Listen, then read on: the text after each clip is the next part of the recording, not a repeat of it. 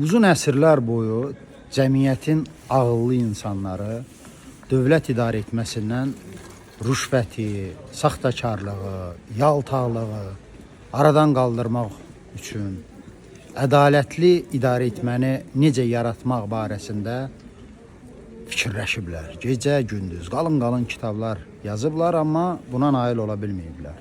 Yalnız 33 il əvvəl Azərbaycanda, ana vətənimizdə bu reallaşa bildi. Çünki Yeni Azərbaycan adlı bir partiya yarandı və o partiya rəhbərləri, deputatları, məmurları sayəsində bütün dünyaya və Azərbaycanlılara göstərdi ki, necə toxgözlüklə, vicdanla, ədalətlə, yaltaqlıq etmədən xalqın qayğısına qalmaq olar, onun problemlərini həll etmək olar.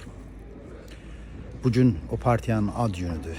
İstərdim ki, bu ad gününü təkcə 770 neçə min yapıcı yox, bütün Azərbaycanlılar, bütün bəşəriyyət qeyd eləsin.